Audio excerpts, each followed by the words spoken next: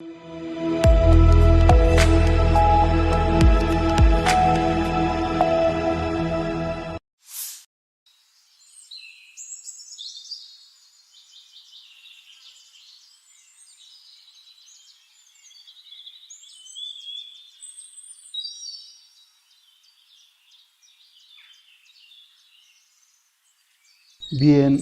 habría mucho de qué hablar.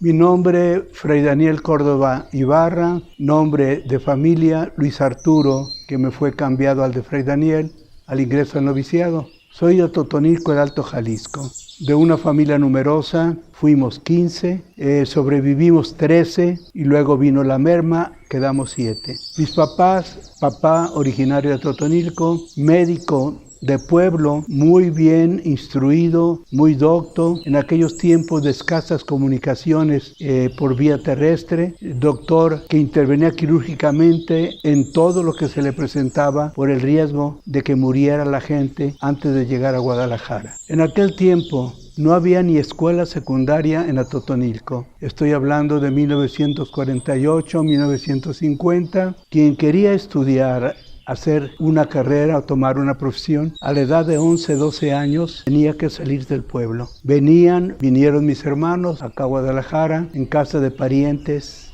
de amigos, y como éramos tantos, con escasos recursos. De mi vocación, ¿cómo fue? Ni yo lo entiendo. Un hermano mayor que yo, casi 2 años, fue invitado por el padre Ramiro Peña, fraile, que por primera vez iba a Totonilco en 1948. Allí visitó las escuelas oficiales, el colegio, y preguntó simplemente quién quiere ir al seminario. Se apuntaron unos 12, 13 muchachos. Mi hermano Ernesto, apenas de 5º año de primaria, 10 años de edad, fue de ese grupo. 2 años más tarde volvió el padre Ramiro Peña a buscar más vocaciones para el seminario de San Agustín. ¿De qué se nos hablaba? Bueno, que se trataba de ser frailes, pero no sabíamos lo que era ser frailes. Ya entre la palomilla se decía que había alberca, campos de fútbol, paseos, elotadas, todos los atractivos para un chico de 11, 12 años. Esa era la pastoral vocacional. Yo me vine al seminario, colegio seráfico le llamábamos, siguiendo a mi hermano.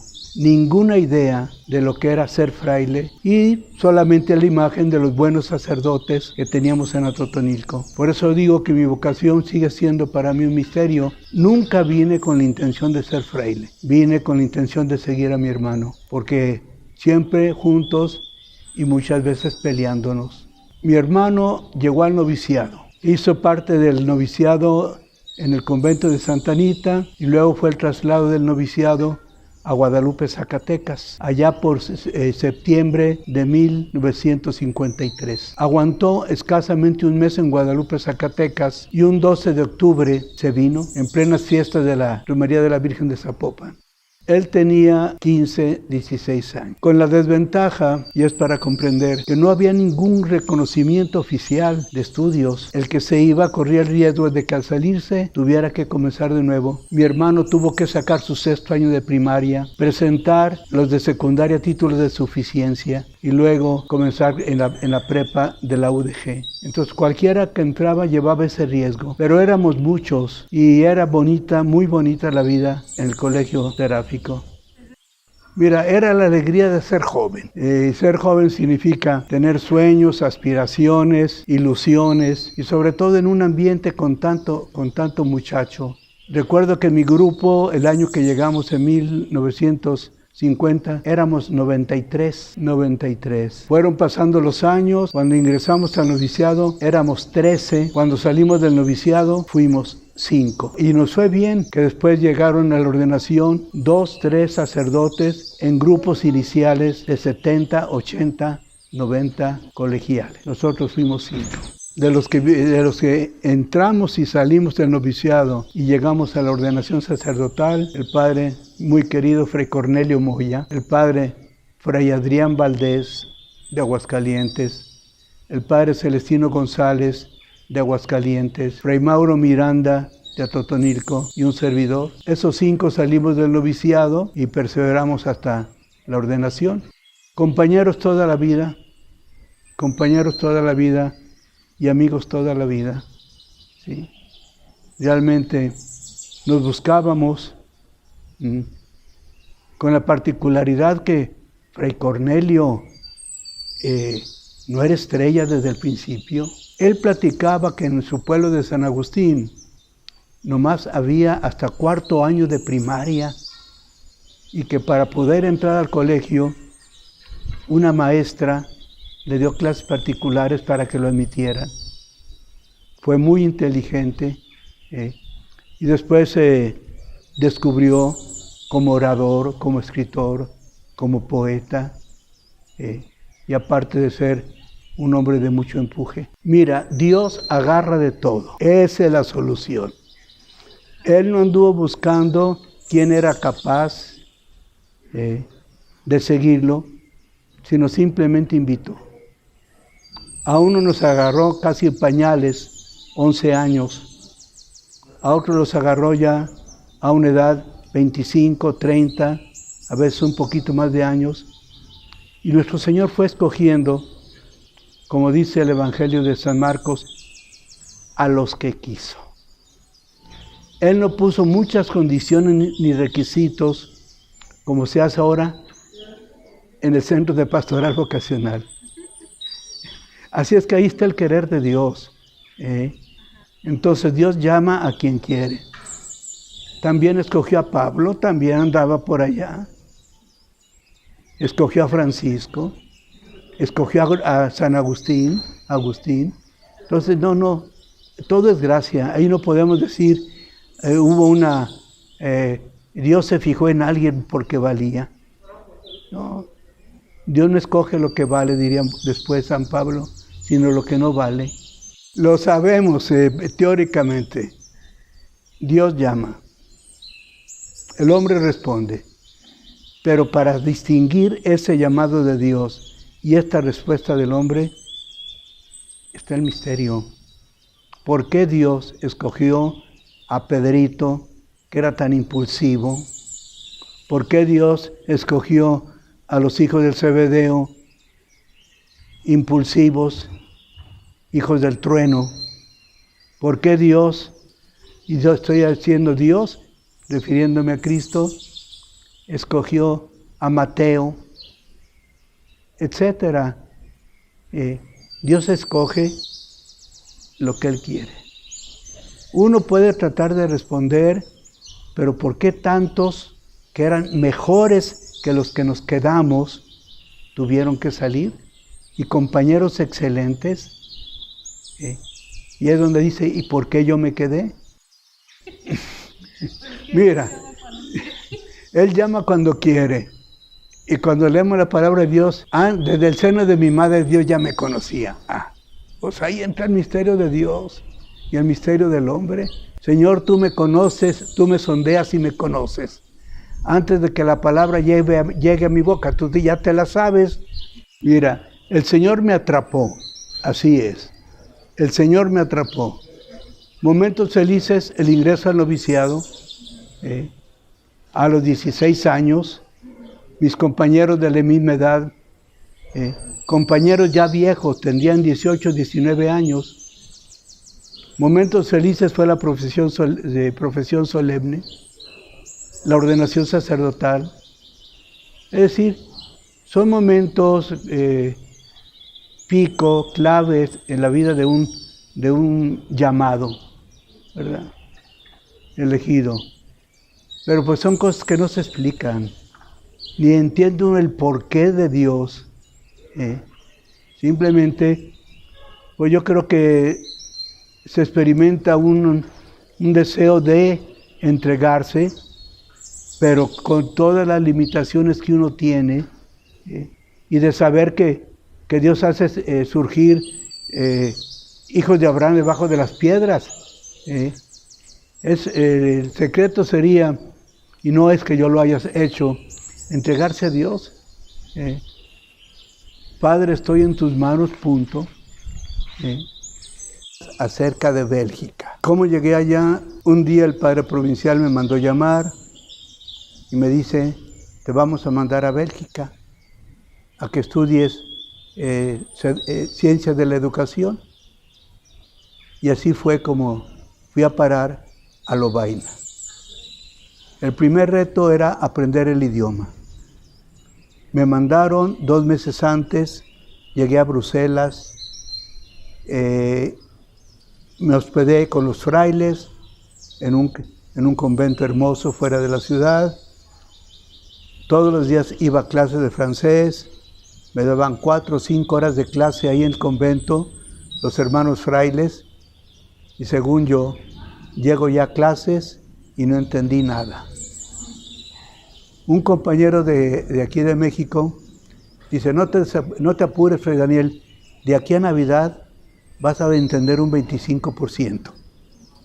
Y así comenzó una aventura hermosa de 5 años, de 1964 a 1969. Estuve en la Universidad de Lovaina, una universidad católica fundada en 1425, más o menos. Y ahí pues era universidad abierta, internacional.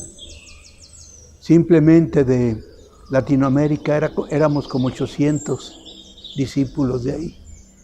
Y había africanos, asiáticos, estadounidenses, latinoamericanos, de todas partes. Así es que era una universidad enclavada en una ciudad chiquita, Lovaina, y la universidad tenía entonces cerca de unos 25,000, 26,000 estudiantes. Una universidad, una experiencia universitaria muy hermosa. Después, esa Lovaina que llamaban Lovaina Antigua, por cuestiones lingüísticas, hicieron 2 secciones. La sección donde se hablaba el francés fue sacada de ahí y quedó allí la sección original, Ciudad Hermosa, y las clases eran en flamenco, una lengua cercana al holandés. A mí me tocó 5 años ahí, en la Universidad Flamenca, con clases en francés. De África, mira, estos son de los regalos que da Dios. Pues yo estaba encargado aquí de estudios y se les ocurrió que iban a hacer un congreso en África, directamente en Nairobi. Pues allá fui, ¿verdad? Fue un congreso también internacional. Y de ahí de Nairobi estuvimos como unos 8 o 10 días, y aprovechando el viaje me fui a visitar a Fray Columbano Arellano, que toda su vida ha sido misionero, incansable, y todavía lo es. Y nos fuimos hasta Malawi, 4 o 5 días con él. Marruecos, en el 91, 92, vino aquí un padre que era el encargado de Tierra Santa, prácticamente responsable por parte de los franciscanos y encomienda de la Santa Sede de Tierra Santa. Y nos invitó, los provinciales de Michoacán, México y yo. Pues ya terminó esa reunión en 1991, que fue un capítulo general en San Diego, California, y la invitación quedó hecha. Entonces, aprovechando esa oferta, en el 92 fui para allá a visitar a los hermanos que estaban, algunos en Marruecos, otros en España y otros en Tierra Santa. Y esa fue la gracia de andar de vago. Sí, eso es. Córcega. Yo estaba encargado del seminario de San Agustín. Se nos estaba cayendo el techo. Y vine con el padre provincial, el padre Federico Hernández. Y le dije, oye, padre provincial, pues ya tenemos problemas con la cocina. ¿No nos podrías ayudar con 50,000 pesos? Me dijo, déjame ver, a ver qué puedo hacer. Y un buen día me llama. Ya dije, ya, cayó aquí el padre. Ahí vengo sonriente. Me invitó a un café ahí en la curia provincial. Fray Daniel, ¿cómo está? Etcétera, etcétera. Y de repente me dice, hemos pensado que usted puede ir a Córcega. Nos piden ayuda de ahí por medio de la curia general. ¿Qué dice usted? Ya lo decidieron, pues ¿qué digo yo? No, oye, todo se arregló. Y entonces fui a parar allá 4 años, juntamente con otro fraile muy querido, fallecido hace unos 2 años, Fray Pedro Jacobo, que primeramente estuvo 9 años de misionero en Marruecos. Allá me tocó irlo a visitar en aquel viaje a África. Y ya regresó aquí a la provincia y a los 10 meses, pues también ya dijeron que si no iba a Córcega. Y sí, aceptó. Yo duré 4 años y él duró 9 años allá. Y después de 18 años de misionero, regresó a la provincia. Así son cosas que va poniendo la providencia.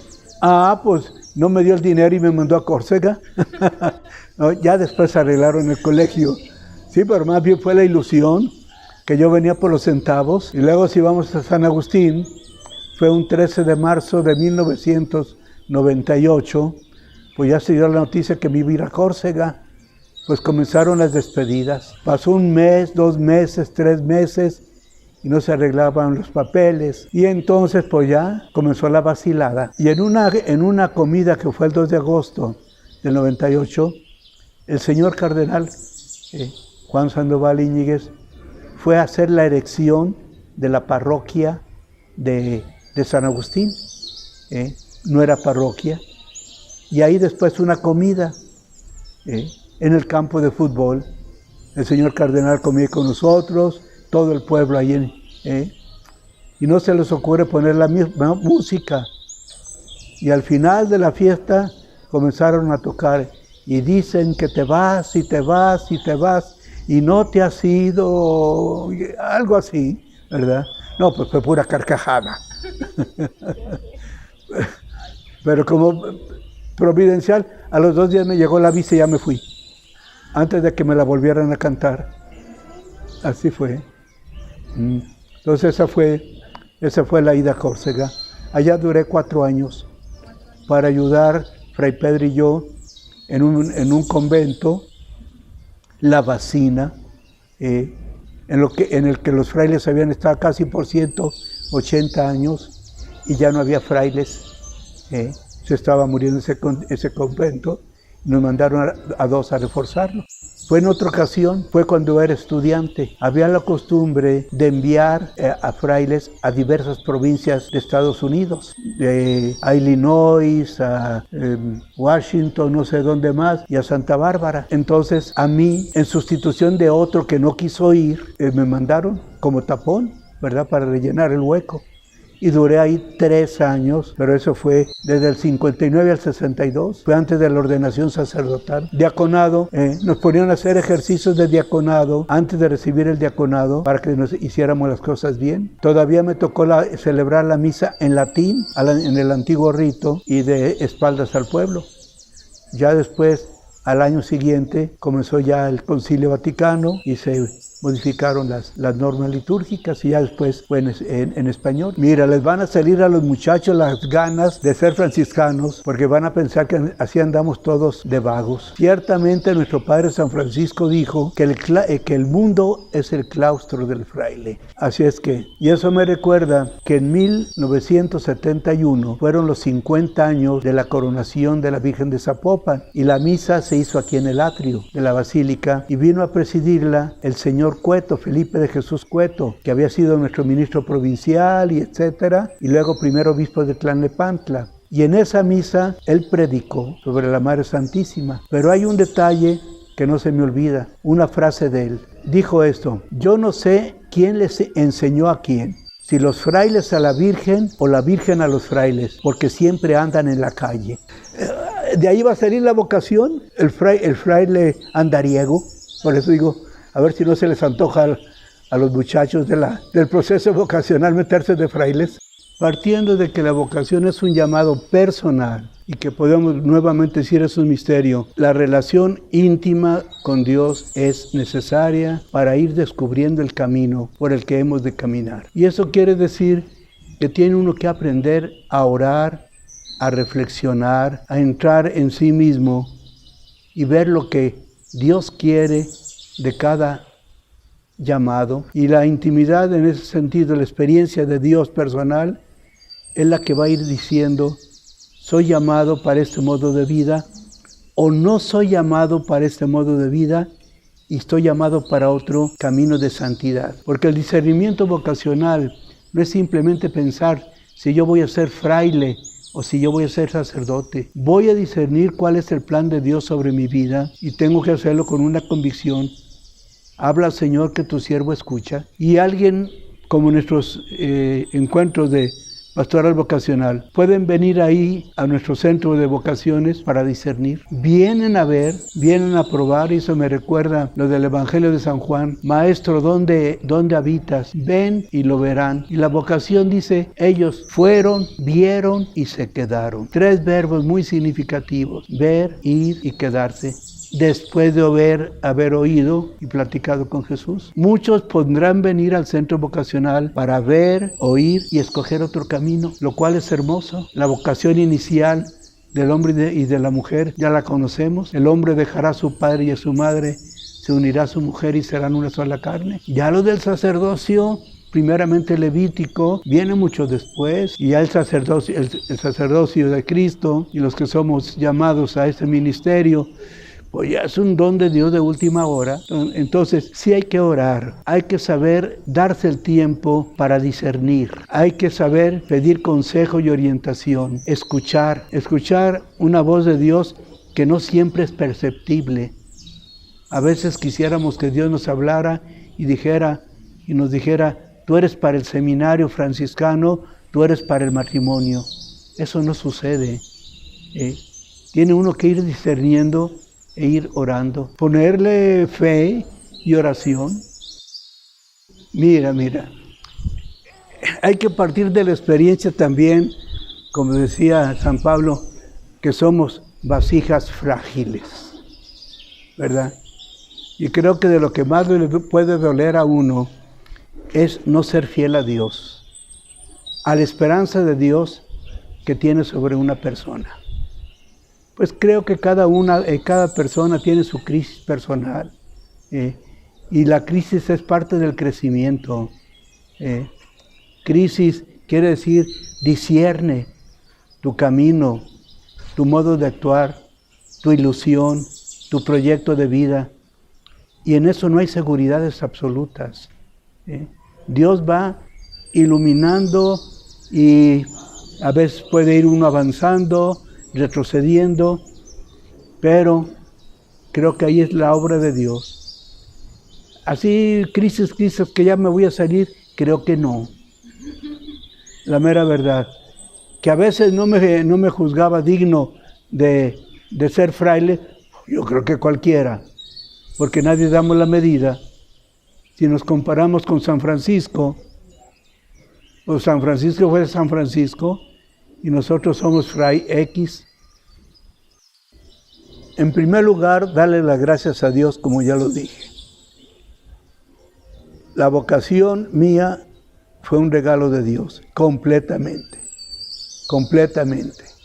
Ni siquiera tenía la inquietud ni de ser fraile porque no los conocía, ni de ser sacerdote, nunca se me había ocurrido. Pensar que el proceso es un camino. Y un camino tiene un principio y tiene un fin, una meta. Ahora, en ese caminar nunca vamos solos. Primeramente, pensándolo desde un punto de vista de fe, Dios va abriéndonos brecha y nos va diciendo por dónde. Y digo proceso vocacional porque no es solo para la vida religiosa o la vida franciscana o la vida consagrada en general. Proceso vocacional es para quien busca el sentido y el destino de su vida dentro del plan de Dios. Yo sé que algunos van al proceso vocacional, ahí en el centro de pastoral vocacional, unos tienen la inquietud de ser frailes, otros no. Van a discernir, y eso es lo hermoso. Es un discernimiento orado, reflexionado y consultado. Y la vocación es el lugar que debamos ocupar según el plan de Dios en nuestras vidas. Pero eso